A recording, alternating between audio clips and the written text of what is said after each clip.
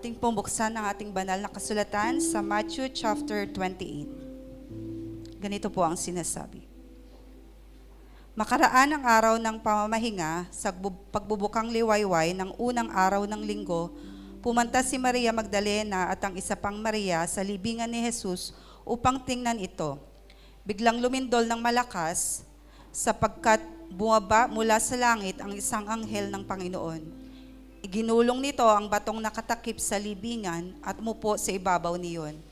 Ang kanyang mukha ay nakakasilaw na parang kidlat at puting-puti ang kanyang damit.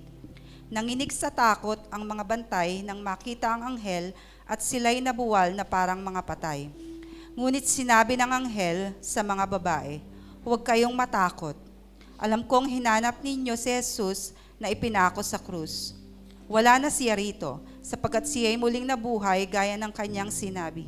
Halika kayo't tingnan ninyo ang himlayan niya. Magmadali kayo at ibalita sa kanyang mga alagad na siya ay muling nabuhay. Mauuna na siya sa inyo sa Galilea. Makikita ninyo siya roon, iyan ang balitang hatid ko sa inyo." At dali-dali nga silang umalis sa libingan na may magkahalong takot at galak. At patakbong pumunta sa mga alagad upang ibalita ang nangyari. Ngunit sinalubong sila ni Jesus at binati. Lumapit siya sa kanya, hinawakan ng kanyang mga paa at sinamba siya. Sinabi sa kanila ni Jesus, "Huwag kayong matakot. Humayo kayo't sabihin sa mga kapatid ko na pumunta sila sa Galilea at makikita nila ako roon." Pagkaalis ng mga babae, pumunta sa lungsod ang ilan sa mga kawal na nagbabantay sa libingan at isinalaysay sa mga punong pari ang buong pangyayari. Nakipagpulong naman ang mga punong pari sa mga pinuno ng bayan at nagkasundo silang suhulan ng malaki ang mga kawal. At ang mga ito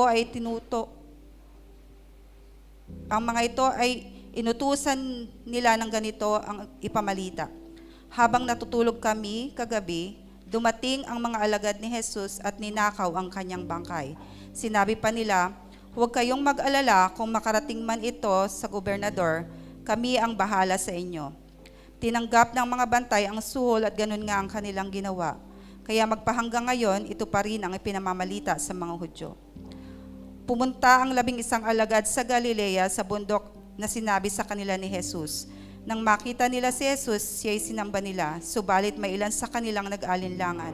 Lumapit si Jesus at sinabi sa kanila, "Ibinigay na sa akin ang lahat ng kapangyarihan sa langit at sa lupa, kaya't humayo kayo, gawin ninyong alagad ko ang mga tao sa lahat ng mga bansa, bautismuhan ninyo sila sa pangalan ng Ama at ng Anak at ng Espiritu Santo. Turuan ninyo silang sumunod sa lahat ng iniutos ko sa inyo. Tandaan ninyo, ako'y laging kasama ninyo hanggang sa katapusan ng panahon." Papuri para sa pagbasa ng salita.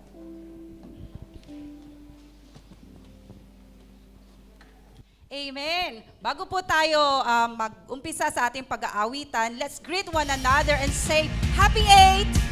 It's our church anniversary." Happy 8th! Good morning! Good morning po.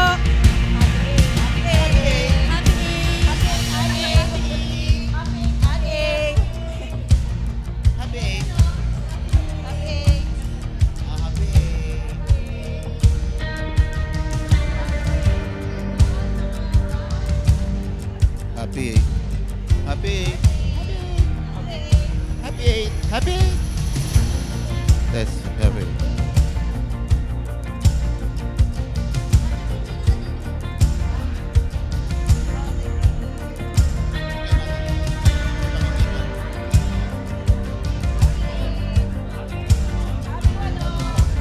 Happy 8.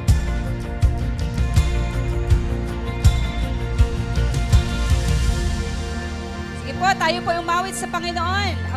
Awitin po natin ang House of the Lord.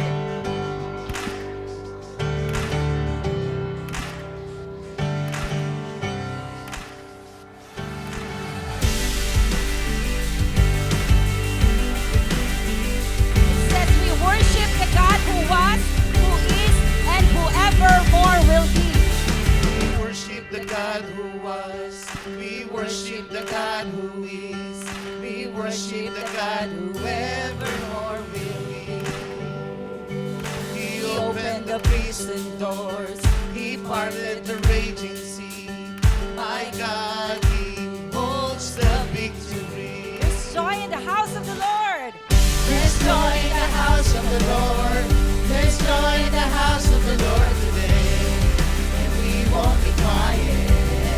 We shout out your praise. There's joy in the house of the Lord. Our God is surely in this place. We won't be quiet. We shout out your praise. Oh, we shout out your praise. Sing to the God who heals. We sing to the God who heals. We sing to the God who saves. We sing to the God who always makes a way. 'Cause He hung up on that cross, then He rose up from that grave. My God, still rolling stones away. There's joy in the house of the Lord. There's joy in the house of the Lord. There's joy in the house of the Lord today. We won't be quiet. We shout out your praise. There's There's joy. joy in the house of the Lord. Our God is surely in this place. We won't be quiet. We shout out your praise. We were the beggars. We were the beggars, now we're royalty. We were the prisoners, now we're running free. We are forgiven, accepted, redeemed by His grace. Let the house of the Lord sing Because praise. we were the beggars. We were the beggars, now we're royalty. We were the prisoners, now we're running free. We are forgiven, accepted, redeemed by His grace. Let the house of the Lord sing praise. There's joy in the house of the Lord. There's joy in the house of the Lord. There's joy in the house of the Lord today. We won't be quiet. We shout out your praise. There's joy in the house of the Lord. Our God is surely in this place. We won't be quiet. We shout out your praise. There's joy in the house of the Lord. There's joy in the house of the Lord today.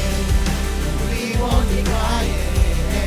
We shout out your praise. There's joy in the house of the Lord. Our God is surely in this place.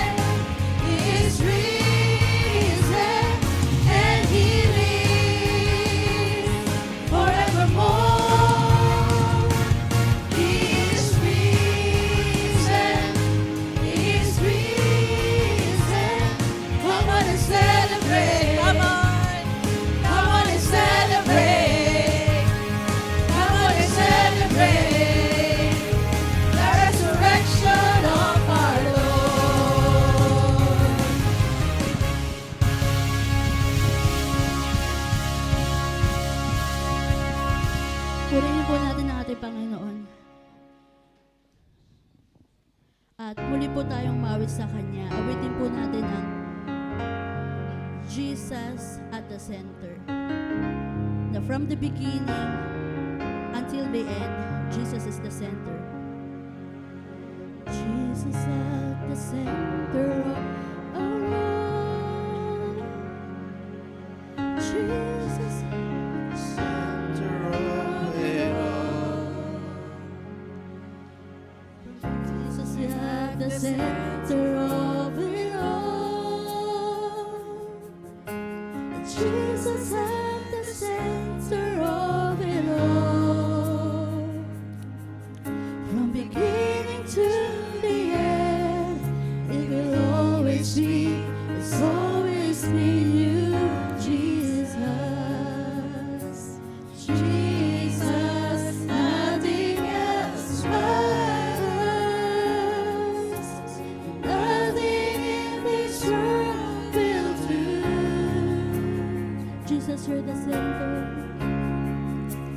Jesus, you're the center. Everything revolves around you. Jesus, you, the center of it all.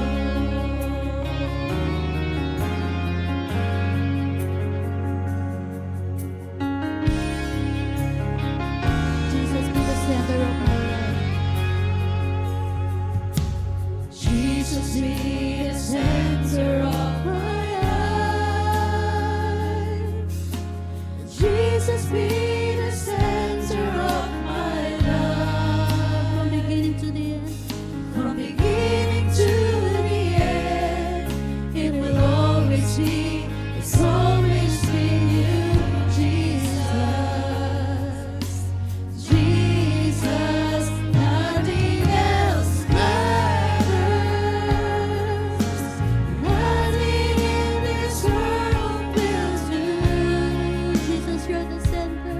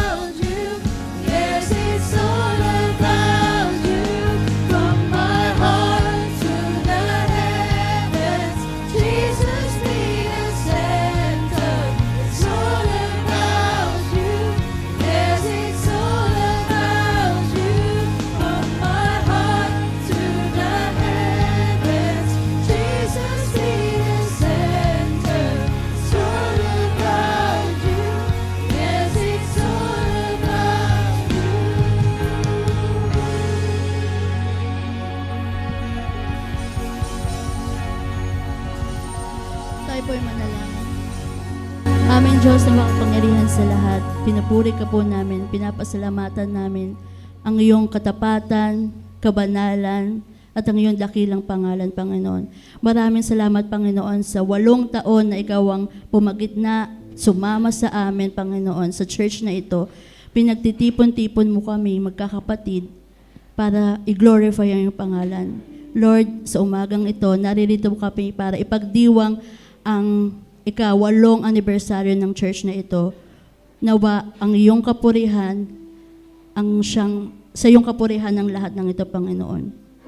Sa umagang ito, dinadalangan nga po namin, nagabayan mo po kami at pumagitna ka sa bawat isa sa amin. Nawa ang mensahe na aming mapapakinggan ngayong umaga ay magsilbing matamis na pagkain sa aming Panginoon, mabuting pagkain upang madala po namin ito sa aming pang-araw-araw na buhay. Purihin ka, Panginoon, ang lahat po ng ito ay dinadalangan namin sa iyo sa matamis sa pangalan ni Jesus. Amen.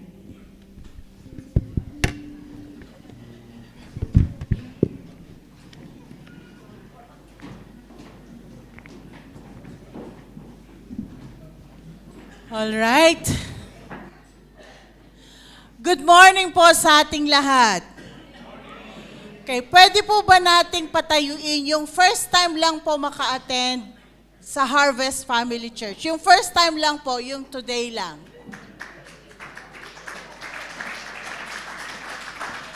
Okay, welcome po sa Harvest Family Church.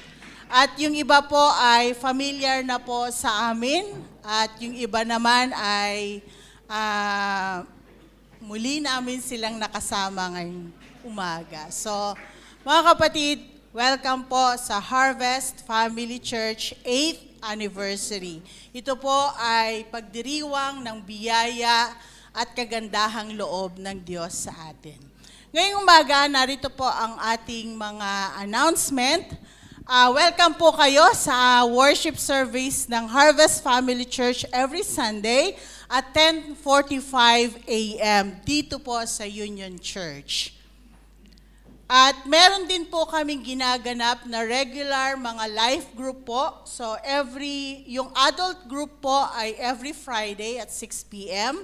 Yung young adult naman po ay every Saturday at 6 p.m. Yung pong youth group namin ay after ng worship service ay meron po silang cell group na ginaganap na pinangunahan po ni Kuya Japet. At yung kids po ay during worship service ay nagse-separate po sila for their Sunday schools. And every Sunday po may coffee fellowship. So 10:45 po yung start ng gawain, pero 10 o'clock nandito na po yung mga ibang mga kapatid to have fellowship and nagko-coffee break po sila habang nag-aayos po ng church. And ang worship team po natin ay merong 2 grupo. Kung sino po ang gustong mag-join sa ating pong worship team, ay inaanyayahan po yung Team Janet at Team Faith. Ay welcome po kayo na mag-join sa worship team. And kung na-miss nyo naman po yung every Sunday na message po natin, nandyan po yan sa Spotify at sa YouTube channel po ng Harvest Family Church. So lahat po ng mga sermons ay naka-upload po yan sa Spotify at sa ating pong YouTube channel. Kaya kung meron po kayong na-miss o gustong marinig na sermon galing po sa Harvest Family Church, meron po kaming 5 speakers na every Sunday nagpapapalit-palit, pwede po kayong makinig sa Spotify. And kung nais din po ninyong mag-support, actually wala po kaming offering sa church, pero welcome po ang donation. Nandyan po ang ating bank account and bank name po ng ating support sa church. And of course, happy birthday, Ate Risi. Pwede pa natin patayuin si Risi. Today talaga po yung kanyang birthday. Ayan. Ang bongga naman ng birthday ni Ate. Ayan. So, mamaya, Risi, nandyan na yung catering natin. So, ayan. Ang daming handa ni Risi. At mamaya, darating pa yung lechon natin. O, di ba, ang bongga? Okay, so next. Okay, so yan lang po yung ating mga announcement ngayong umaga.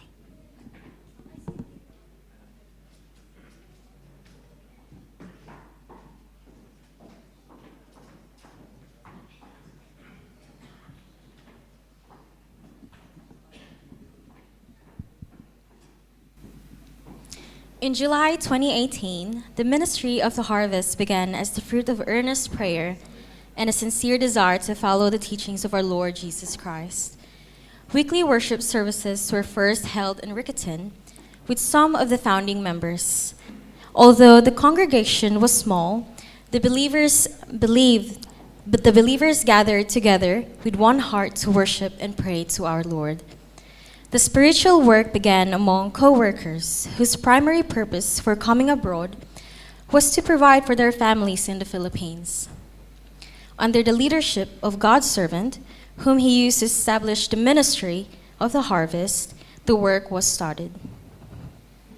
At the beginning, most of the members were men, and their heartfelt prayer was that they would be able to bring their families from the Philippines to New Zealand. By the grace of the Lord and his faithfulness in answering our prayers, the members were eventually able to bring their families to New Zealand. Today, they are joyfully living together in this country, a testimony that God hears the prayers of his people and accomplishes his perfect will in his perfect time.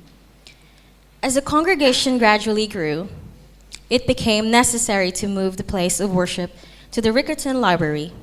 Before long, the harvest transferred again to the Woolston Community Center, where the church celebrated its first anniversary. As the number of members continued to increase, the church once again needed a larger place of worship. From the Woolston Community Center, the congregation moved to the Phillipstown Community Hub as the need for a more suitable worship venue became apparent. The church relocated once more, and the Lord graciously provided the North New Brighton Community Center. The fellowship of the church flourished there, although there were also many challenges because the facility was shared with other groups. With a desire to have a place of worship that would preserve the reverence and sacredness appropriate for the house of God, the congregation once again searched for a new venue. The Lord then led us to the New Brighton Union Church Hall. Here we gather to worship the Lord every Sunday and on the third Sunday of each month. As we celebrate another year of God's goodness in 2026, we pause to reflect not only how far the Lord has brought us, but also on how faithfully he has sustained us every step of the way. Through seasons of joy and seasons of trial, through answered prayers and times of waiting, through growth and unexpected challenges, our God has remained unchanging. His promises have never failed, his mercy has been new every morning, and his grace has always been sufficient for every need. Over the past year, we have witnessed God's hand at work in the lives of his people. He has continued to strengthen families, provide for every need, preserve the unity of the church, and deepen our love for his word.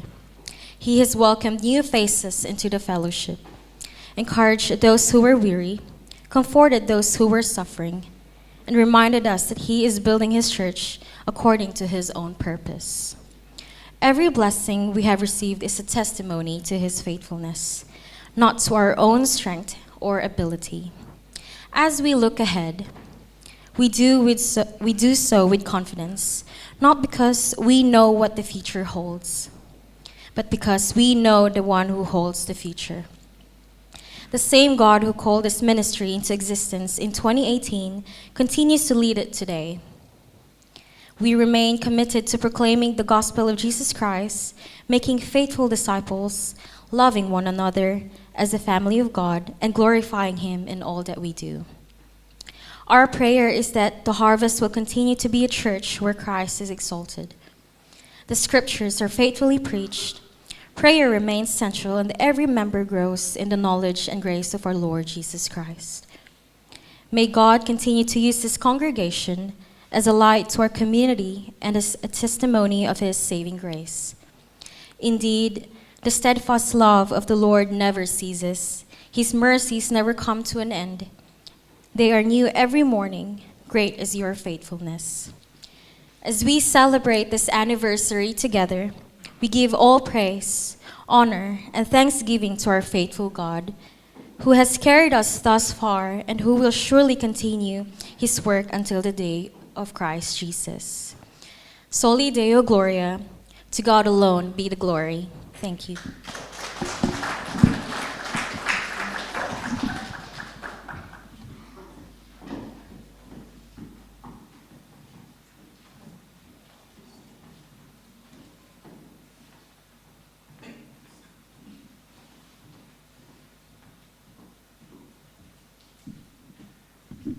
Tayo pong lahat ay tumayo. Kung gusto po ninyo lumapit sa harapan, ay pwede po kayong lumapit sa harapan. At sama-sama po tayong manalangin sa Panginoon.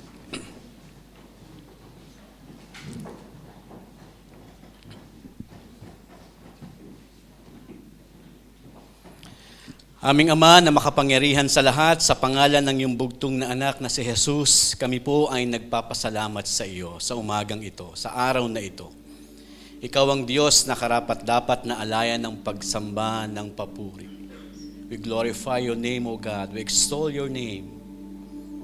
Nagpapasalamat kami, Panginoong Diyos, dinadakilang iyong banal na pangalan, hindi dahil lamang sa marami kang ginawa sa amin na pagpapala. Kung kami, O Diyos, kami po ay nagpapasalamat sumasamba sa iyo dahil karapat-dapat ka pong sambahin bilang Diyos. Isang Diyos na banal, banal, banal. Maraming salamat po, Panginoon, sa 8 taon na inyo pong biyaya, ng inyo pong pagpapala, ng kapangyarihan ng banal na Espiritu na palagiang sumasa amin, Panginoon. Maraming salamat sa maraming mga pagsubok na aming naranasan. At sa pamagitan ng mga pagsubok na ito, Panginoon, ay lalo ka naming nakilala bilang aming Diyos. Lumalim ang aming pananampalataya, malusog at malalim na relasyon kay Kristo. Lalong lumalim sa iyong salita, Panginoon. Maraming salamat sapagkat sa 8 taon ng aming pong pakikiisa kay Kristo, salamat sa mga pagtatagumpay sa gawa ng kaaway, sa mga tukso. Salamat, Panginoon, sa palagiang pagbabandera ng pagtatagumpay ng kamatayan ni Kristo doon sa krus na aming nararanasan, Panginoon. Purihin ka, O Diyos, sapagkat sa 8 taon, Panginoon, ay naranasan po namin ang iyong biyaya, ang iyong kapangyarihan.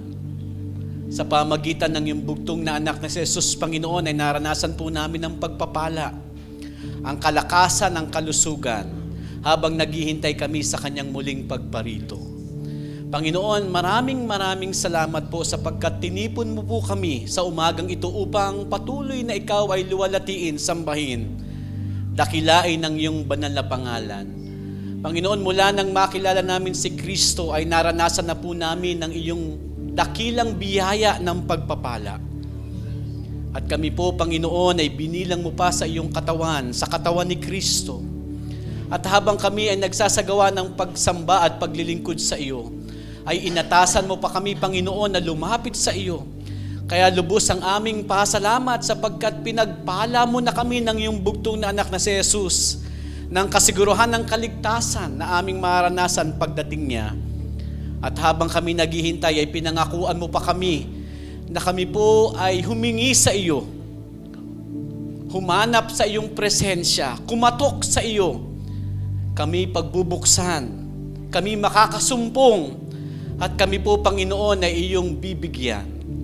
Maraming salamat po sa mga napakadakilang biyaya na ito, napakadakilang pribilehiyo, Panginoon, ay pinagkaloob mo po sa amin, na habang naghihintay kami kay Kristo, kayo ay nanawagan sa amin na kami lumapit sa iyo, kaming mga napapagal, nabibigatan sa aming mga pasanin. Makakasumpong kami ng kapahingahan. Maraming salamat po, Panginoon, kaya po kami po ay sama-samang lumalapit sa inyong awa at biyaya sa panahon ng aming pagdiriwang na ito, lumalapit sa iyong awa at biyaya, Panginoon, na palagian niyo kaming kahabagan. Biyayaan mo kami palagian, Panginoon, ng lakas, ng buhay, upang kami patuloy na makapaglingkod sa iyo, sa aming pamilya dito sa New Zealand, maging sa aming mga kamag-anak at pamilya, Panginoon, sa Pilipinas. Sa aming pansamantalang panunuluyan sa bansang ito, Panginoon, na inyong plano ayon sa iyong layunin, Panginoon, na kami, O Diyos, ay kalingain, pagpalain at maranasan namin, Panginoon, ng inyong biyaya, ng inyong plano. Dalangin namin sa amin pong panandaliang panunuluyan sa lugar na ito. Maisagawa po namin, Panginoon, ng layunin niyo sa amin kung bakit niyo po kami idinako sa lugar na ito. Maranasan namin, Panginoon, ang inyong pagpupuno sa aming mga pangangailangan. Pagpalain niyo, Panginoon, ang komunidad na aming ginagalawan. Ang mga kumpanya, Panginoon, na kung saan ay nilagay mo sa amin. Inilagay mo kami sa mga kumpanyang ito, Panginoon, upang maranasan namin ang inyong probisyon. Pagpalain mo, Panginoon, ang bansang ito. Patuloy ng kapangyarihan ng Banal na Espiritu ay kumilos sa mga kababayan po naming mga Pilipino, Panginoon, maging sa bansang ito, sa mga lokal. Dalangin namin ang paghipo mo na patuloy na mabuksan, Panginoon, ang puso at isipan. At ang kapangyarihan ng Banal na Espiritu ay kumilos nang sa gayon ay maunawaan, ma-realize at matanggap, Panginoon, ang biyaya at kahabagan ng pagliligtas ni Kristo. Dalangin namin sa iyo, Panginoon, na inyo po kaming patuloy na pagpalain lahat ng kalalakihan, mga kababaihan, mga kabataan, maging sa mga batang nagsisipag-aral. Sa aming panunuluyan, Panginoon, sa bansang ito, ay maranasan namin na kayo ang nangunguna. Ngunit sa kabila ng lahat ng ito, Panginoon, ay makita namin ang aming sarili na inuuna, Panginoon, ang inyong kapangyarihan, ang inyong katwiran, ang inyong kalooban. Na sa lahat ng aming mga pagpapagal, Panginoon, ikaw ang una. Na sa aming pagkilos, sa aming pagtatrabaho, sa aming buhay, Panginoon, ikaw ang una, ikaw ang itinataas, ikaw ang pinaglilingkuran, O Diyos. At kami, O Diyos, ay nagkakaroon ng banal na pagkatakot sa iyo. Nang sa gayon, Panginoon, patuloy, Panginoon, na dadaloy sa amin ang pagmamahal sa aming kapwa. Ang pagpapatawad sa aming mga karanasan kung kami man po ay masugatan. Ang pagpapakumbaba, Panginoon, sa mga panahon ng mga pagsubok ng buhay. At patuloy na pagpapaunawa ng iyong kalooban sa aming buhay. Maranasan namin, Panginoon, na hindi kami nag-rebelde sa iyo, hindi kami tumatalikod.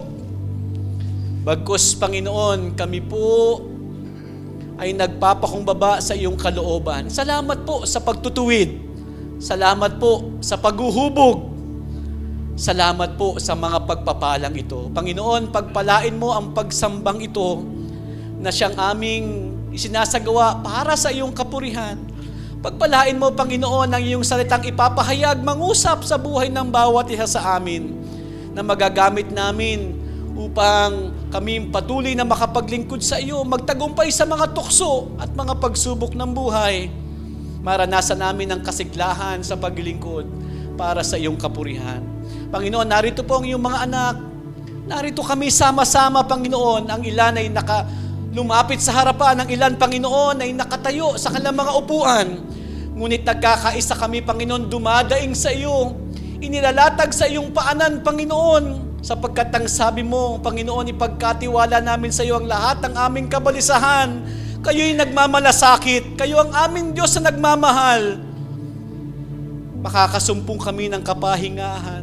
Makakasumpong kami ng kapayapaan.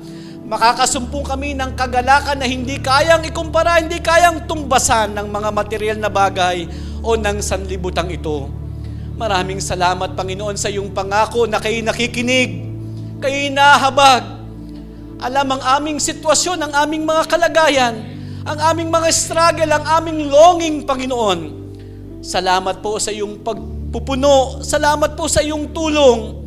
Salamat po, Panginoon, sa iyo pong palagiang pagsama sa buhay ng bawat isa sa amin. Purihin ang iyong banal na pangalan Salamat sa iyong pangako.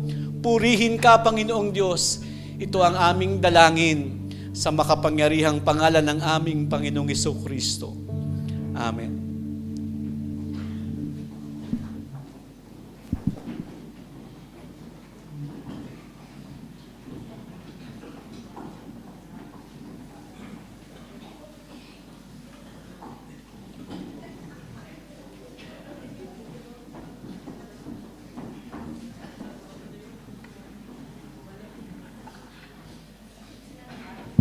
Isa lang.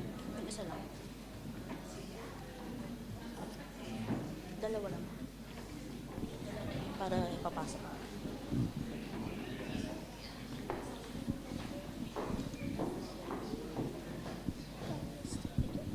Go. My eye hurts.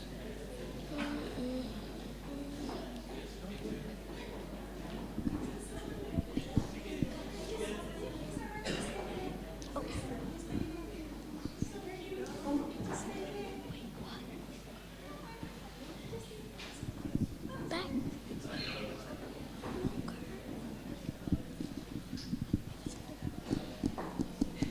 David.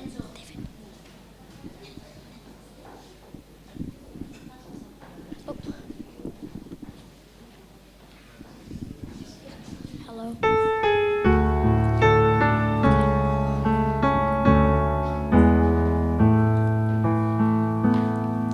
When you made the heavens, made my heart and soul. Before I drew a breath, I was loved and known. I am His creation, the Maker's masterpiece, and all that He designs will be done in me. My body is a temple of the living God. I'll worship in this house that His blood has bought. As I bear His image, oh may I not profane the holiness I hold in this earthly frame. I belong to the Lord. Oh, I am not my own. I belong to the Lord. I am not my own. I will honor Him, for this I know.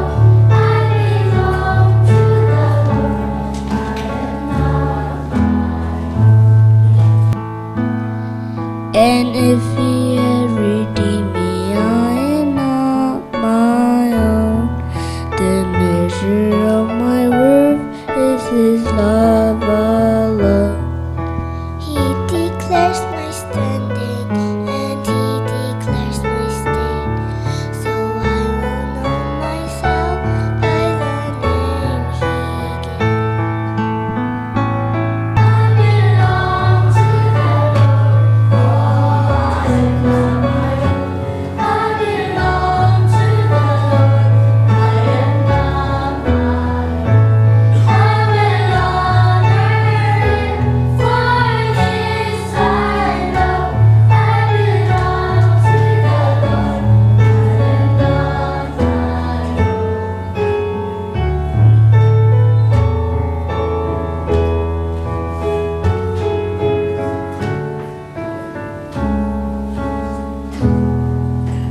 I am not my own, and now my heart is free. Oh, Maker, come and make what you will of me. There is nothing broken that you cannot repair. So, Lord, I live my life in your loving care. I belong to the Lord.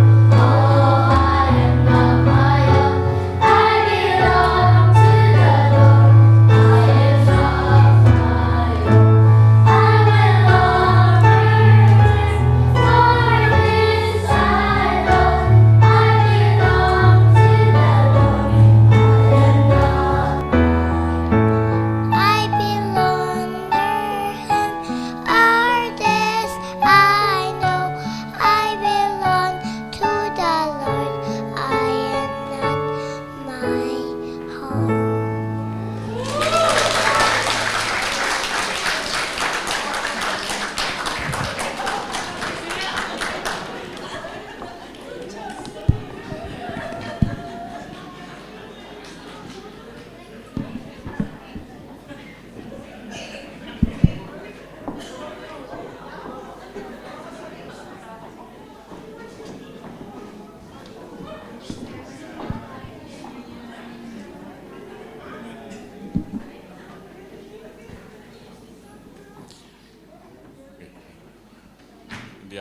hindi yata lalabas yung mga bata ng mag-station. Magandang umaga po sa ating lahat, mga kapatid. Alam niyo po, ang 8th-year anniversary ay very crucial para sa atin. Crucial siya kasi kung ang pagbabasihan natin, yung napakahalagang parabola ng ating Panginoong Jesucristo dun sa isang magtatanim. Ang sabi ng may-ari ng lupa, ilang beses na akong pumunta dito sa puno ng ibus na ito at wala itong nagiging bunga. Ang sabi ng may-ari ng lupa, putulin na natin kung wala rin lamang siyang saysay para mapakinabangan ng ibang mga puno. Ang sabi naman ng tagapag-alaga, bigyan pa natin ng isa pang taon. Alagaan natin siya, bungkalan ko ang lupa, lagyan ko ng pataba, at pagkatapos, kung hindi siya magbunga, tsaka natin siya puputulin. Ibig sabihin, sa taong ito ng 8 years, kung walang magiging bunga ang ating pagpapagal, katulad ng sinasabi ng parabola ng ating Panginoong Jesucristo, putulin na ito kung hindi rin lamang magbubunga. Bagamat ang number 8 sa Hebrew ay napakahalagang numero, ito ay numero na nagsasabing the new beginning. Mga kapatid, bilang inyong manggagawa, ay ako'y bumabati sa inyo. At tumitingin tayo sa isang taong ito na napaka-crucial, na dapat magbahagi ang bawat isa sa atin na magsama-sama upang pagtulong-tulungan ang gawaing ito ng Panginoong Jesucristo dito sa Christ Church. Umaasa tayo bilang mga magkakapatid na umaangkin bilang mga Kristiyano, bilang mga mananampalataya, pagsikapin natin na gawin ang lahat ng ating makakaya para magpatuloy tayo, magbunga at maparangalan ang Panginoong Jesucristo sa ministeryong ipinagkatiwala sa atin. Alam niyo mga kapatid, 25 years akong nagpastor sa Pilipinas at dito ay halos 10 taon ay nagpapatuloy sa pagmiministeri. Meron akong nakitang mahalaga na dapat kong ibahagi sa inyo.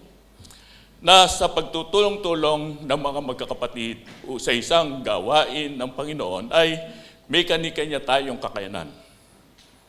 May kani-kanya tayong kakayanan. Ang iba sa ating mga kapatid ay sinanay. Sinanay sila sa kanilang mga ministeryo upang magpatuloy silang maglilingkod. Meron naman tayong mga kapatid na kung saan ay hindi man sinanay sa mga bagay na magbibigay ng pagkilos sa ministeryo, ay nagbibigay sila ng panahon. Nagbibigay sila ng kakayanan upang maging bahagi ng gawain ng Panginoon. Katulad na lamang ng gagawin ng mga kalalakian, ayos kong tawagin ang mga kalalakian dito sa harapan, na siyang mga adults, no? Group adults. Di ba? Tumayo na po tayo dito, kakanta tayo. Dito tayo. Alam niyo mga kapatid, ito mga kalalakian ay nagsanay sila upang kumanta ngayong umaga sa ating pong celebration. Gayun din ang mga kababaihan na naririto ay tawagin din natin ang mga kababaihan.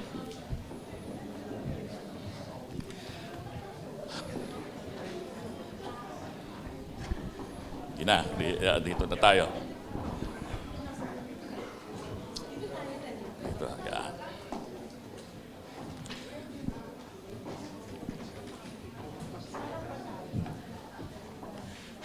Mga kapatid, sige, manunap po kayo. Habang ako ay may dagdag pang seryosong mensahe sa ating lahat.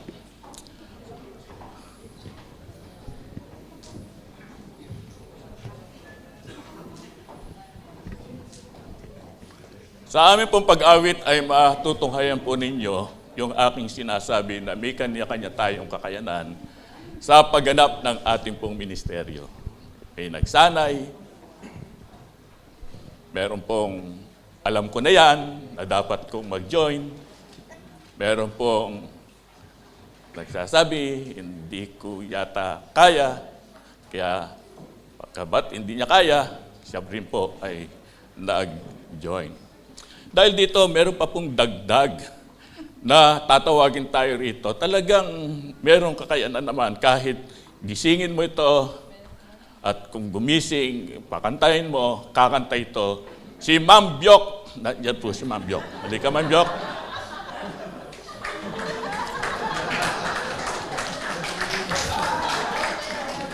Halika. Ma'am Biok.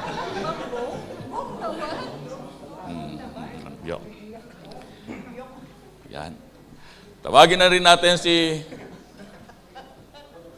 kung darating si Maang Kalo, manginginayang ito na hindi siya nasama dito sa ito. At kung siya man ay naroon, tiyak siyang kakanta-kanta dahil alam din niya ang kanyang gagawin sa pagkanta. Mga kapatid, nais natin ipakilala sa inyo ang kalalakihang kababayan ng Christ Church. Yan. Pwede ko ba kayong kukumpasan ko po sila. Nahiya ako kay Ate Ismael. Ate Ismael, katata.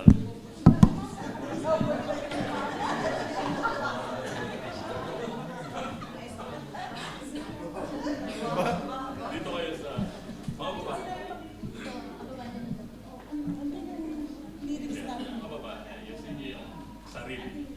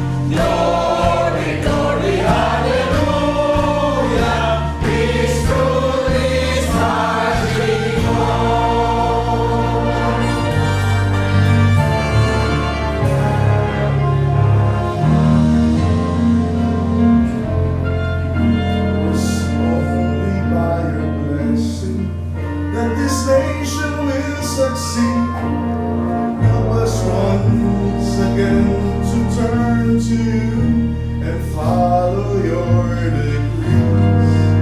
Grace our hearts and make us holy, that the world may truly see our God is marching on. Glory, glory, hallelujah. Glory, glory, hallelujah. Glory, glory, hallelujah. Israel is marching on. Israel is marching on. Marching on.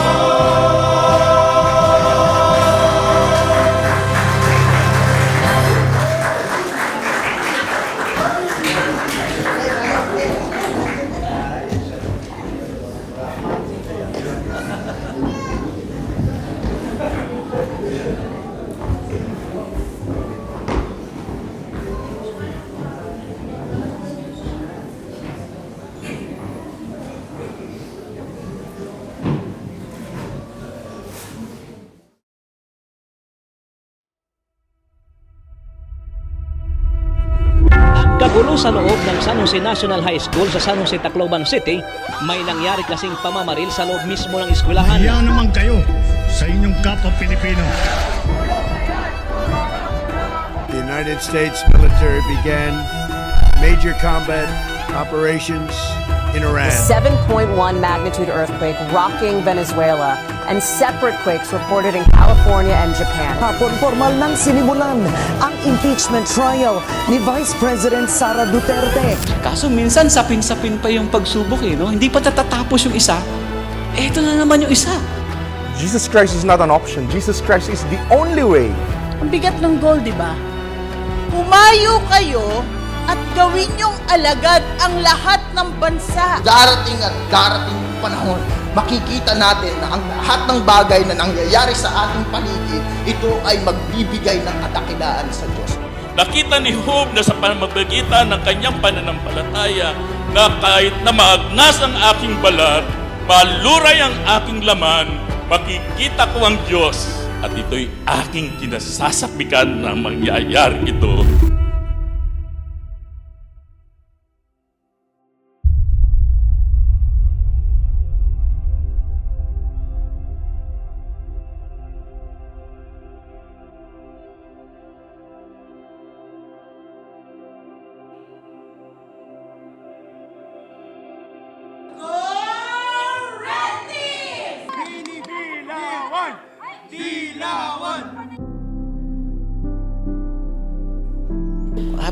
Sabi ni Paul ito yung dapat nating laging ma-realize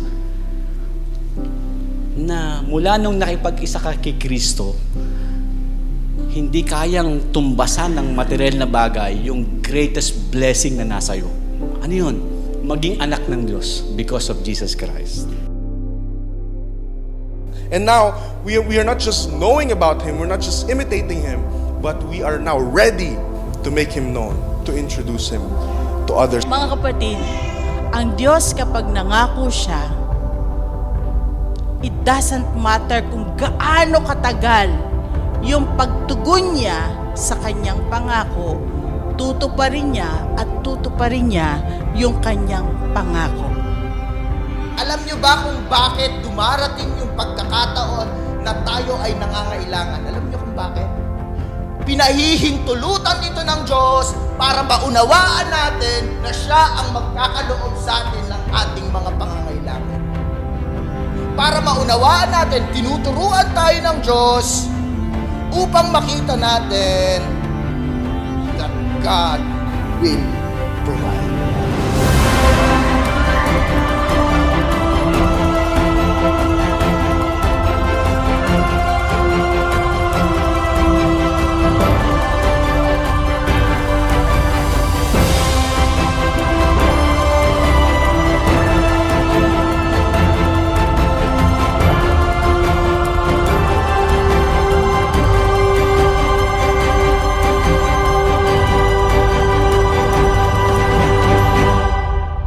minamahal kong kapatid, magpakatatag tayo at huwag matitinag. Magpakasipag tayo sa gawain para sa Panginoon. Yamang alam ninyong di masasayang ang inyong pagpapagal para sa Kanya.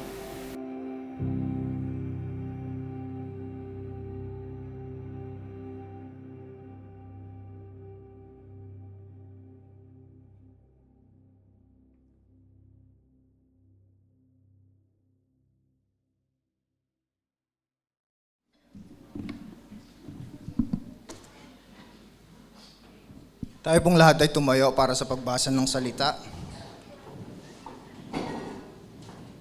Kung meron po kayong mga dalang Biblia, ay samahan niyo po ako sa pagbasa sa Matthew chapter 28. Magsisimula sa verse 16. At ganito po ang ating mababasa.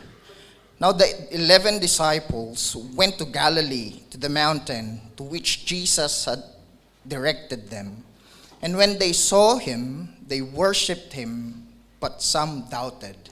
And Jesus came and said to them, All authority in heaven and on earth has been given to me.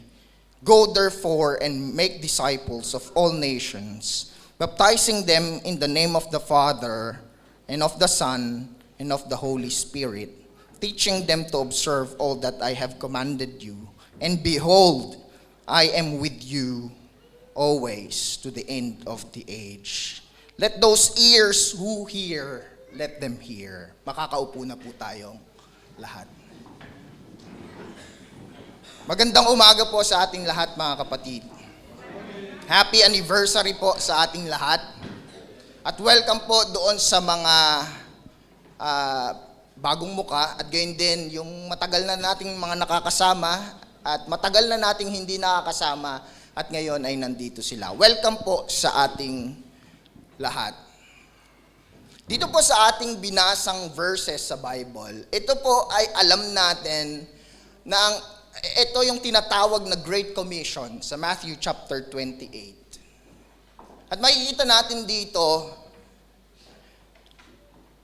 kung paano sinabi ni Jesus Christ na meron siyang authority at makikita natin na sabi sa kanya, na sinabi niya, all authority has given to me. At kung titignan natin dito, doon sa ministeryo ni Jesus Christ, may instances doon na tinatanong siya, no? Tinatanong siya ng mga Hudyo, anong authority mo para gawin itong mga bagay na ito? Kasi ang dami niyang ginawa.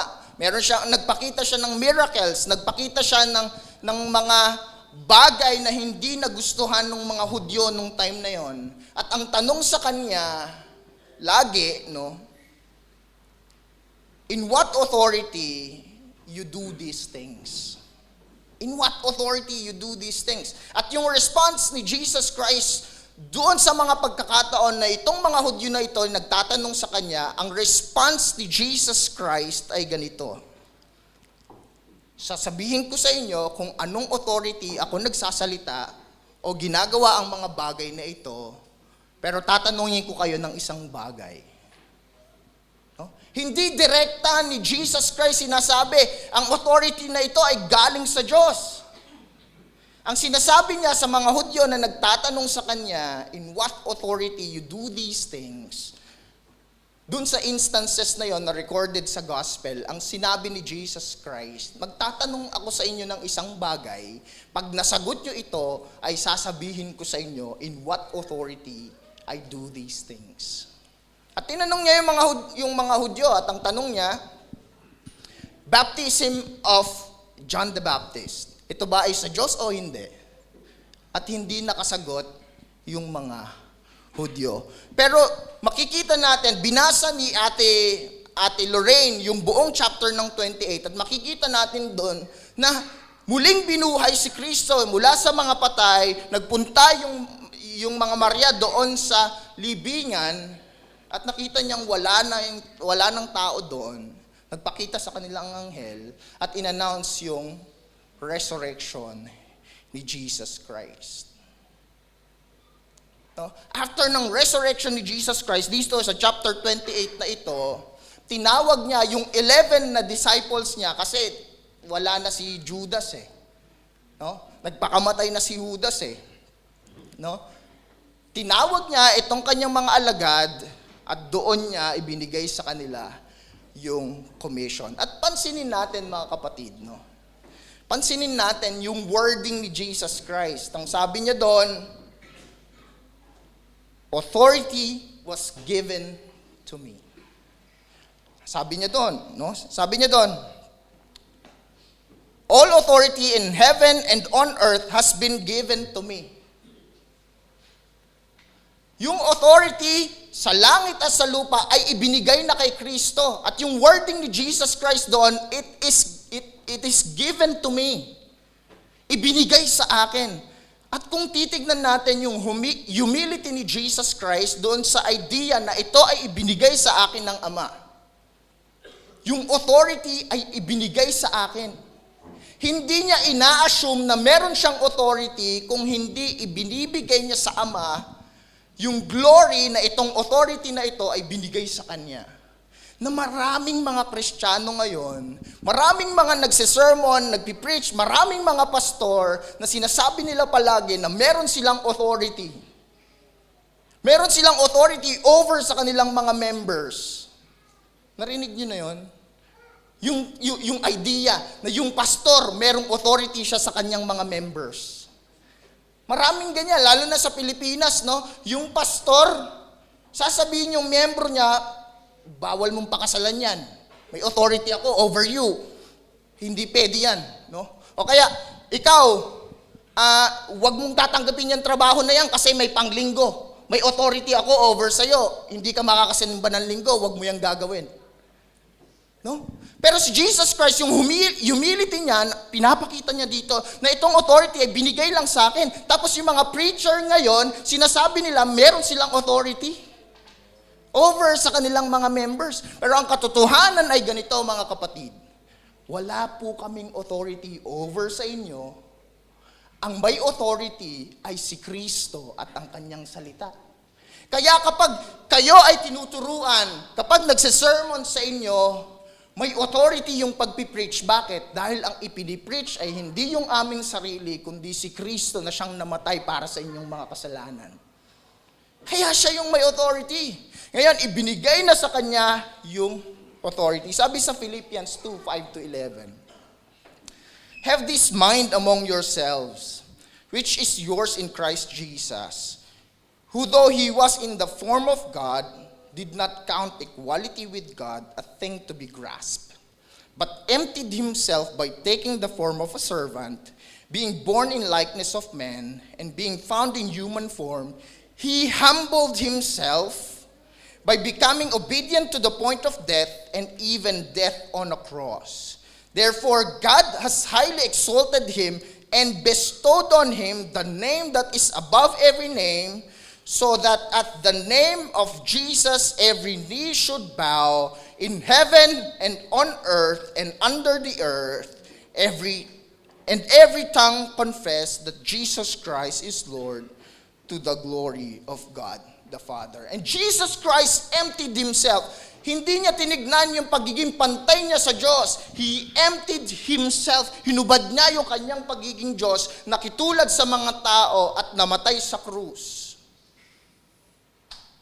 And because of that, partly, ay ibinigay sa kanya ng Diyos yung authority sa langit at sa lupa. Ngayon, meron na siyang authority sa atin. At itong authority na to na meron si Jesus Christ, yung ginamit niya para isend yung 11 disciples sa mundo. At makikita natin sa kasaysayan kung paano binago nitong 11 na ito yung mundo. Nandito tayo sa bayan ng New Zealand. Considered West, na ang tradisyong ito ay Kristyanismo. Kung pupunta tayo sa Europa, sa Amerika, sa maraming parte ng ng Asia, ng Africa, makikita natin yung Kristyanismo ay nandun sa mga bansang iyon. The authority was given to Christ at ibinigay niya yung commission sa kanyang mga disciple. At itong 11 disciple na to, ay meron silang commission. Ano yung commission sa kanila? Go therefore and make disciple of all nations. Sabi doon, baptizing them in the name of the Father and the Son of the Holy Spirit, teaching them to observe all that I have commanded you. Let's notice that wording of Jesus Christ when he said, go therefore. Go therefore. Hindi niya sinabing, go, invite them to come in.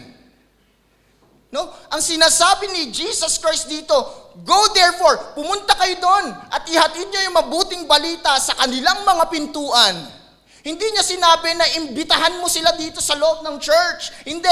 Ang command sa mga disciple, ang commission sa kanila, ito ang gospel, ipinakita ko sa inyo, ako'y muling nabuhay para patunayan ito ay totoo, itong gospel na ito ay dalin mo sa pintuan ng lahat ng tao. Go therefore. Dalin mo itong gospel na ito doon sa dulo ng daigdig.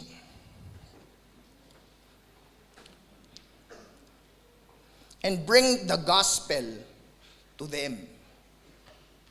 No? At tayong mga Kristiyano, mga kapatid, no? Minsan hindi natin nare-realize yung katotohanan na tayo ay sinend ni Kristo para ipalaganap yung gospel. Isipin natin, mga kapatid, no? Si Kristo nga bumaba sa lupa para gampanan yung kanyang ministeryo. Ganon din naman tayo bilang mga mananampalataya, bilang mga disipulo ni Kristo, ay humayo tayo at dalhin yung mabuting balita sa mga taong hindi pa nananampalataya.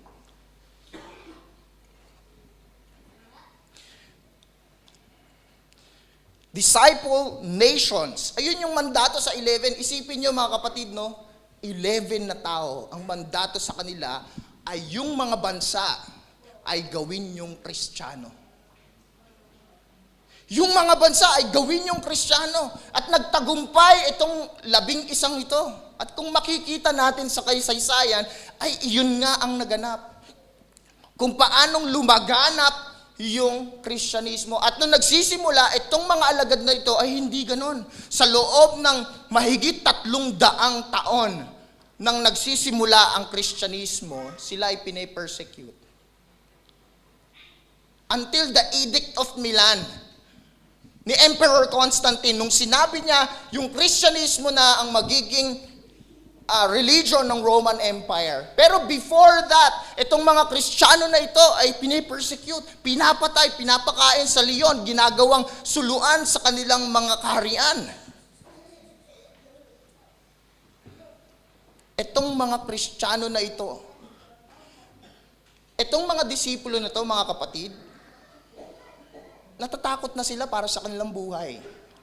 Nung time na namatay si Jesus Christ, ang natural succession ay ganito. Sila rin naman ay papatayin. No? Pero sa kabila nitong mga threat na ito sa kanila, kinumission sila ni Jesus Christ at ito ay kanilang isinagawa. Sabi doon, baptizing them in the name of the Father, Son, and Holy Spirit. Bautismuhan nyo sila sa ngalan ng Ama, Anak, ng Espiritu Santo. We can debate all day regarding baptism. Kung babautismuhan ba ang bata o hindi. We can debate on that all day. Pero ang inuutos ni Kristo dito, whether you believe on credo or pedo baptism, ang inuutos ni Kristo dito, yung mga nadisipulo nyo ay bautismuhan nyo sila sa ngalan ng Ama, ng Anak at ng Espiritu Santo. At tayo bilang mga mananampalataya, dapat tayo ay bautisado. Whether nung bata tayo o ngayon na tayo matanda na, dapat tayo ay nabautismuhan. At mga kapatid, we are by baptism bound and must obey. Ang ibig sabihin nun? Binautismuhan tayo at yung pagbabautismo na yon sa atin, ang magbabound sa atin o magtatali sa atin sa pagsunod kay Kristo. Maarami sa atin na bautismuhan tapos bumabalik sa dating buhay. Na para bang si Kristo ay walang iniwan na utos sa atin. Pero ang katotohanan ay ganito. Nung tayo binautismuhan, namatay tayo sa ating sarili at tayo nabuhay kay Kristo. At sa pamamagitan ng bautismong ito, tayo ay susunod kay Kristo. At yun yung dapat ituro natin. Ito yung itinuro ng mga alagad. Sumunod kayo kay Kristo. Anong ibig sabihin ng pagsunod kay Kristo? Make Jesus your Lord. Maraming magsasabi at maraming magdi-debate, lalo na sa Kristyanismo, na magsasabing, hindi mo kailangan sumunod kay Kristo para ikaw'y maligtas. Totoo naman. The initial moment ng iyong justification ay sa pananampalataya mo lamang. No? Kung ikaw'y nanampalataya, ikaw ay justified. Pero kung walang pagsunod at walang pagpapailalim sa pagiging Panginoon ni Kristo, maaaring walang kaligtasan.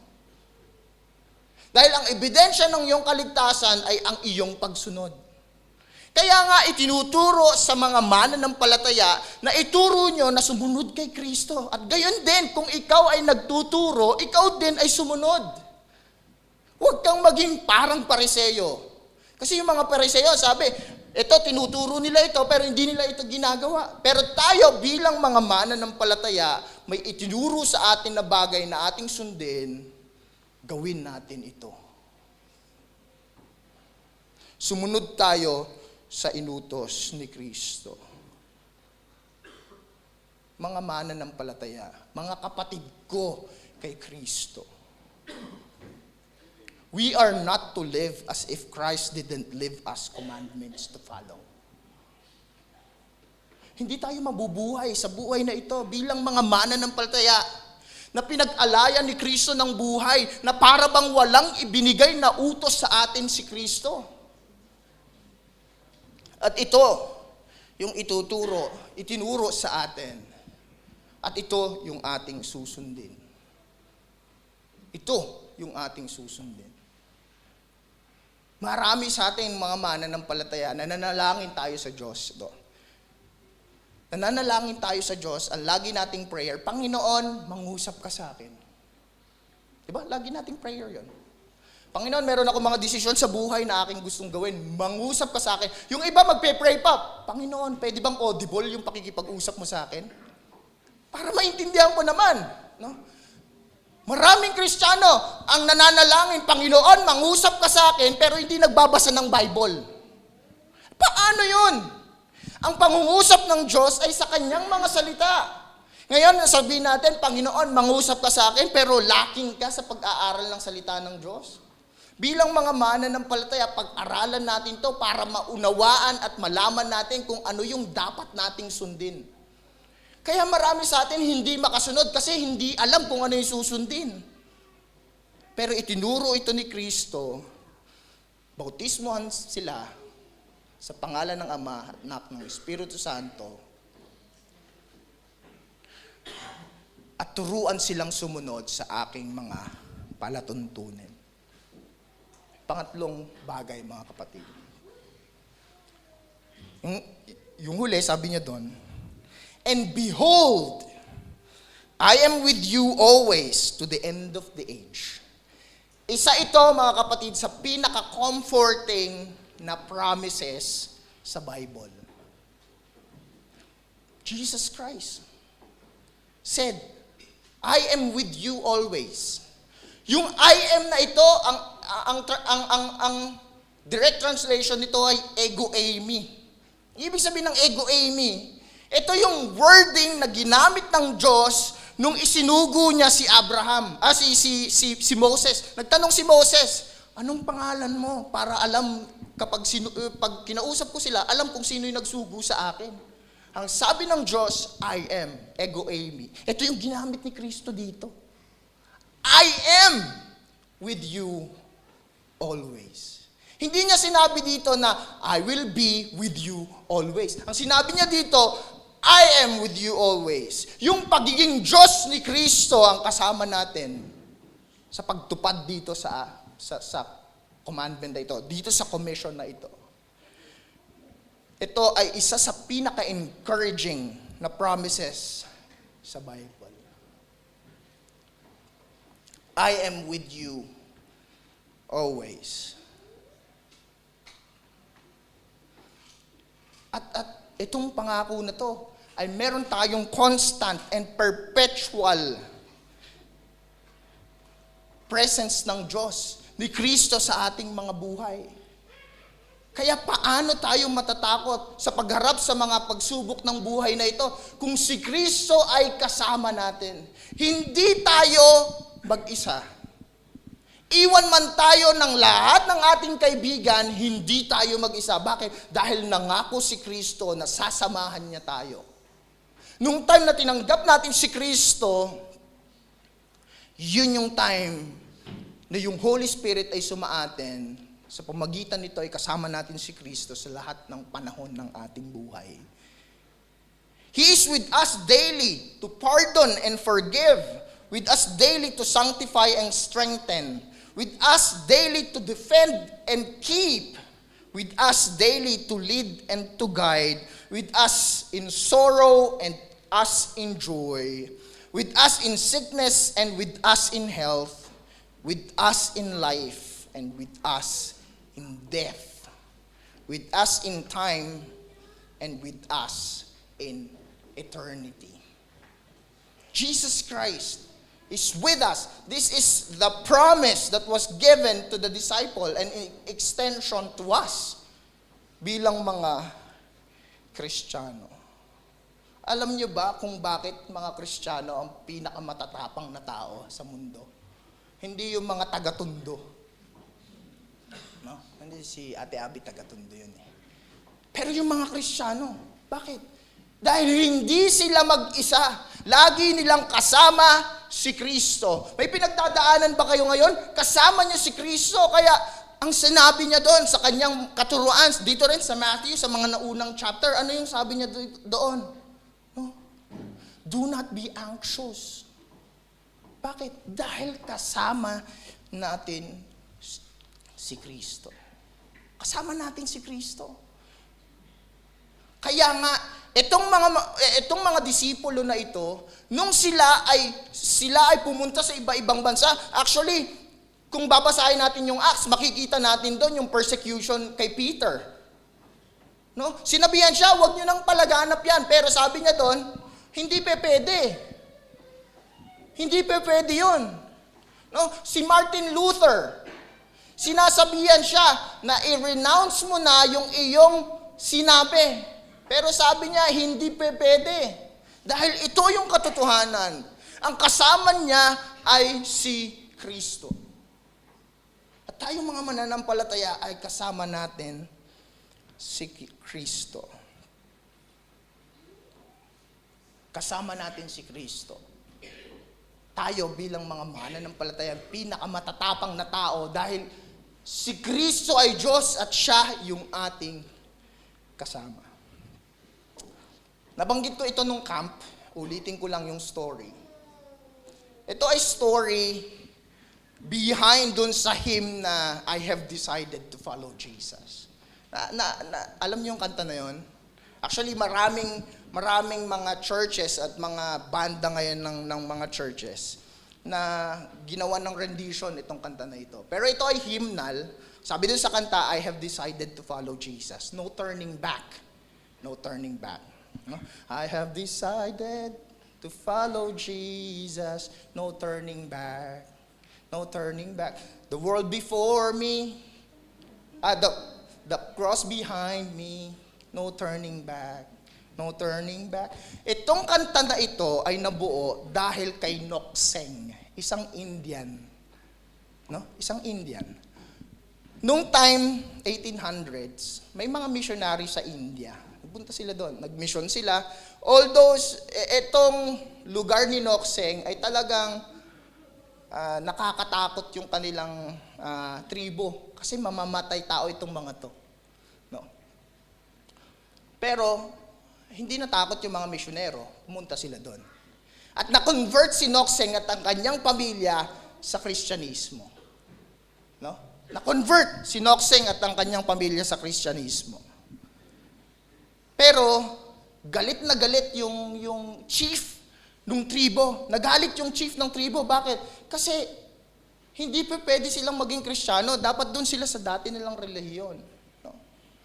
At sabi kay Nokseng, talikuran nyo yung inyong pananampalataya. Kapag hindi nyo yan tinalikuran, papatayin ko kayo. Papatayin kayo. Pag hindi nyo yan tinalikuran, papatayin ko kayo. Si Nokseng, yung pamilya niya, siya, tsaka yung kanyang asawa, at yung kanyang dalawang anak, ay pinatawag sa gitna ng kalipunan nitong tribo na ito. Sabi sa kanya, nung chief, talikuran mo na yung iyong pananampalataya kay Kristo, at ikay manumbalik. Alam niyo sabi ni Nokseng, I have decided to follow Jesus. I have decided to follow Jesus. Inutos nitong chief na patayin yung dalawang anak. Pinatay yung dalawang anak sa harapan ni Nokseng. Ang sabi niya, habang nangingisay yung dalawang bata, sabi nung chief, kung hindi mo tatalikuran yung pagiging Kristiyano mo, ay papatayin ko yung asawa. Ang sabi ni Nokseng, though no one joins me, still I will follow.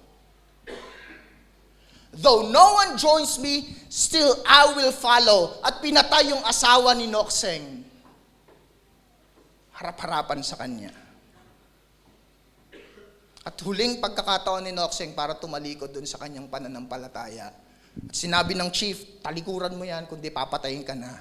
Namatay na yung iyong anak at iyong asawa, ikaw na lang mag-isa, talikuran mo na. Alam niyo sabi ni Nokseng, the cross before me, the world behind me, no turning back. The cross before me, the world behind me, no turning back. Pinatay si Nokseng on the spot. Buong pamilya niya, yung dumanak na dugo, para lang maawit natin itong kantang ito. Alam niyo mga kapatid, may miracle na nangyari nung time na yon. Yung chief nila, nagtataka, bakit ito'y nanampalataya doon sa tao na hindi naman taga rito? Itong si Kristo na nabuhay 2,000 years ago, bakit siya ba't siya sinasampalatayanan? Nagtaka itong chief na ito at ang miracle na nangyari, ang sabi ng chief, susundan ko rin si Kristo. At sumunod itong buong tribo na ito kay Kristo at hanggang ngayon doon sa area nila, majority sa kanila ay Kristiyano. Na maaaring tayo bilang mga mananampalataya ngayon ay natatakot to go therefore and make disciple. Pero si Nokseng sa kabila ng nandun na yung papatay sa kanya, alam nyo, anong meron kay Nokseng? Si Kristo na hindi siya iniwan. Si Kristo na hindi siya iniwan. After all these things, mga kapatid, after nung authority ni Jesus Christ, after do sa utos na make disciple of all nation, after dito sa sinabi ni Kristo na I am with you always, alam nyo mga kapatid, marami sa atin magdadahilan pa din at sasabihin, hindi ko kaya. Marami sa atin magdadahilan pa rin at sasabihin natin, hindi ko yan kaya. Marami sa atin sasabihin, hindi ako capable na dalhin yung gospel dito sa mga tao na ito. Hindi ako pwede sa ganyan, attendee lang ako sa church. Maaring sinasabi natin bilang mga mananampalataya, there is nothing in me that can be used by God. at tinitignan natin yung ating sarili at tinitignan natin, makasalanan ako, mahina ako, hindi ko kayang gawin yung commission ni Kristo. Pero balikan natin yung mga naunang verses, mga kapatid. Sabi sa verse 17, "And when they saw him, they worshipped him, but some doubted." Ito bang 11 na ito, lahat ito ay matatag yung kanilang pananampalataya? Lahat ba ito ay sigurado sa kanilang gagawin? Hindi. Sinasabi rito na ilan sa kanila ay nagdadalawang isip. Yung iba sa kanila ay nangangamba. Pero alam nyo, sabi sa John chapter 2, na alam ni Kristo ang puso ng bawat tao. Alam ni Kristo na yung kanyang mga alagad, ang ilan sa kanila ay nangangamba. Ang ilan sa kanila ay maaaring nagdo-double-minded. Ang ilan sa kanila ay maaaring natatakot para sa kanilang buhay. Pero alam niyo mga kapatid, yung meekness na ipinakita ni Jesus Christ sa kanyang mga alagad, sabi po mga kapatid sa Isaiah chapter 42 verse 3, sabi ganoon, "A bruised reed he will not break, and a faintly burning wick he will not quench." Anong ibig sabihin nito? Na itong mga alagad na ito, pwede namang sumbatan ni Kristo eh. Pwede niya naman sabihin, hindi niyo ba nakita yung mga miracle na ginawa ko sa harapan ninyo? Hindi niyo ba nakita na ako'y muling binuhay ng Diyos at ngayon kinukommission ko kayo para gawin itong mga bagay na ito? At ngayon, kayo ay nagda-doubt. Hindi niya ginawa itong bagay na ito. Bakit?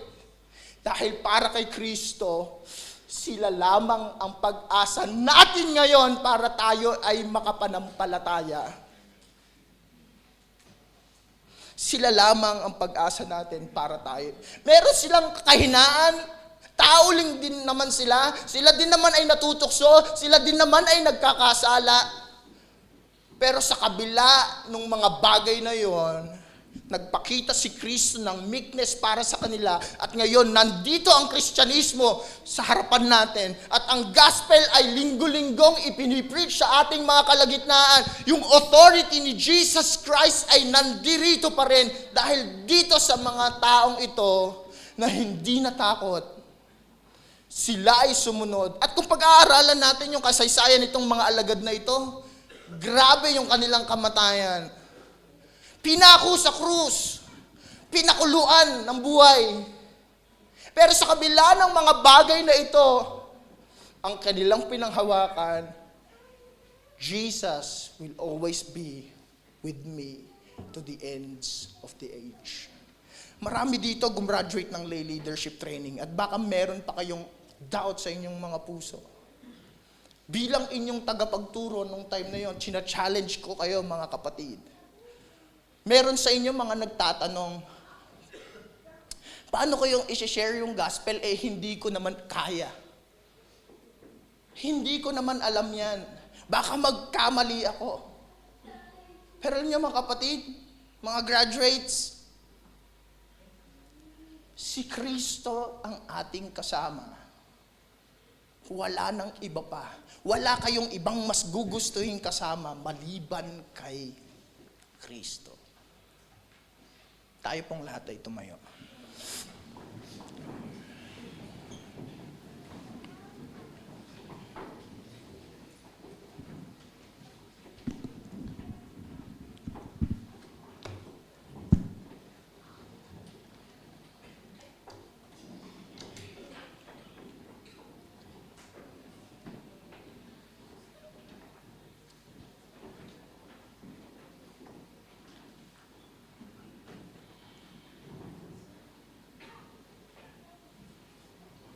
Simula nung nagsimula tayo kaninang umaga, kung titignan natin yung pattern ng ating service, makikita natin doon. O kinanta ng mga adult, sabi doon, lakad-lakad. No?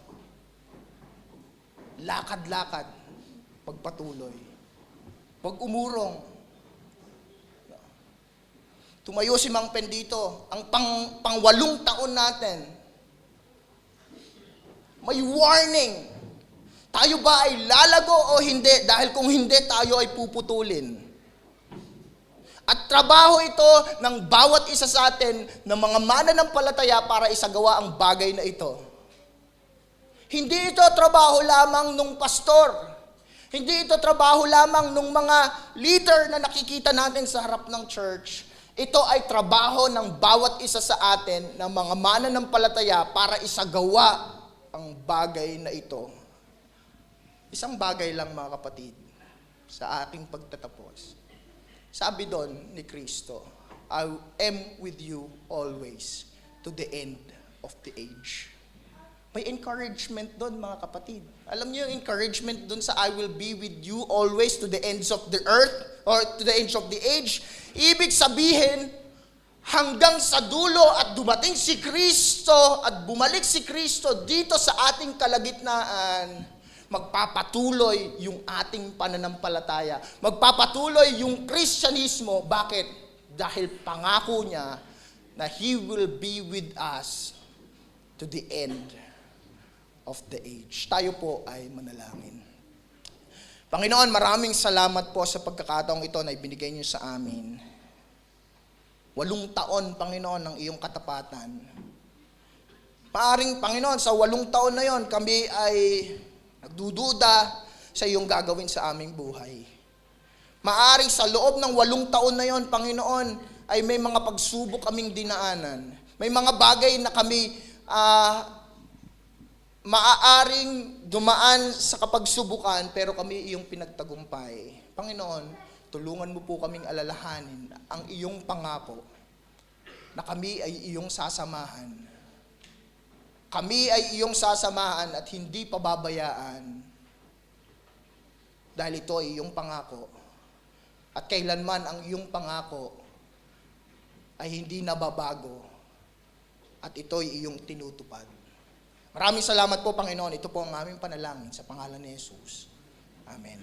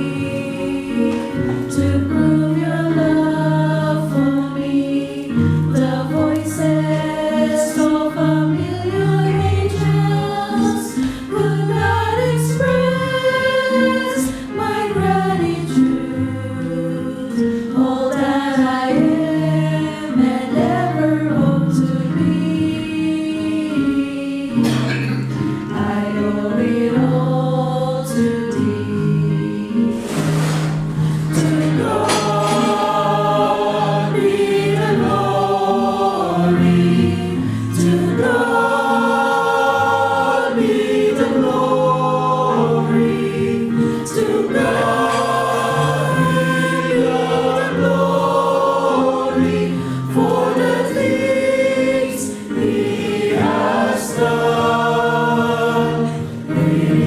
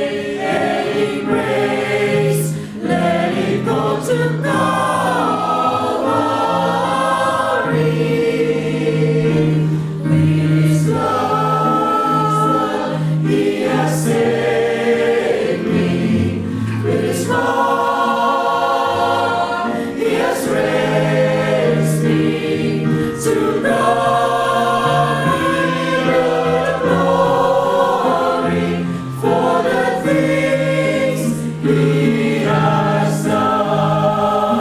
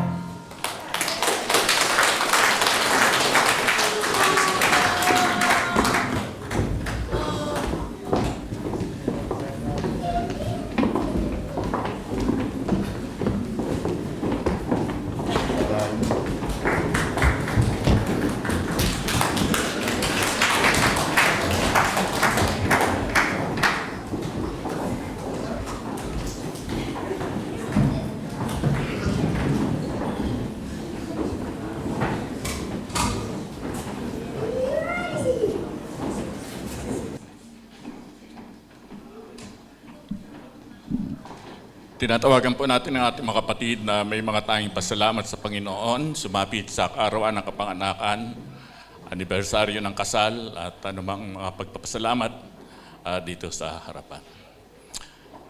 Tayo pong lahat ay tumayo at tayo manalangin. Ang manaming Diyos na makapangyarihan sa lahat, pinupuri ka namin, pinasasalamatan ka namin ngayong umaga. Na minsan pa, O Diyos, ay nangusap ka sa pamamagitan ng iyong mga salita na aming narinig. Mula sa mensahe at gayon din naman sa mga awitin at nangungusap ka rin sa pamamagitan ng presensya ng bawat isa sa amin. At tunay na ito'y isang pagpapahayag mo na ang iyong mga anak ay patuloy mong binubuklod ng iyong pag-ibig. Dakilang Diyos, pinupuri ka namin sa mga sandaling ito dahil sa isang kapatid namin ito na pinasapit mo siya sa kaarawan ng kanyang kapanganakan. Maraming salamat sa iyong pagpapala sa kanya. Sa kanyang pag-aaral, pinatnubayan mo siya. Pinangunahan mo siya, sinubaybayan ang kanyang mga magulang at tinugunan ang kanyang mga pangangailangan.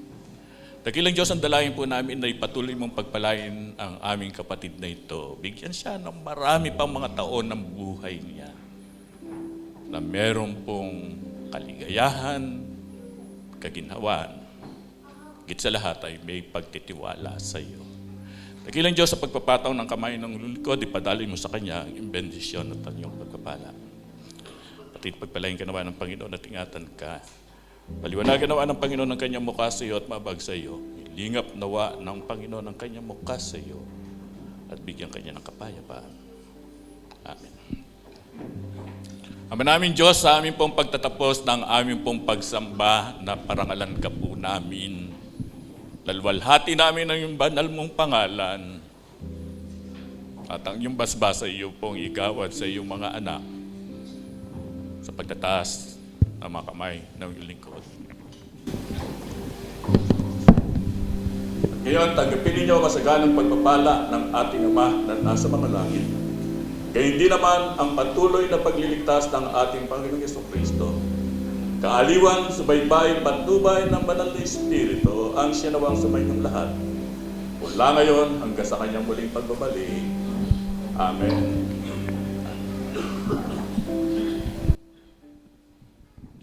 Awitan po natin uli ang ating Panginoon. Awitin natin ang Celebrate.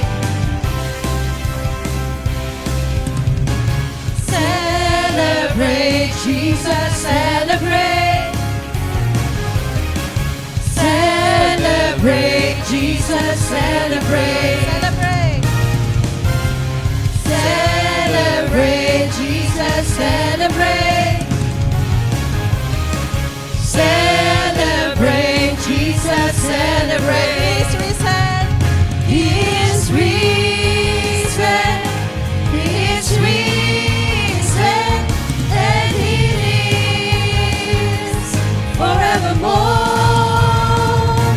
He is risen.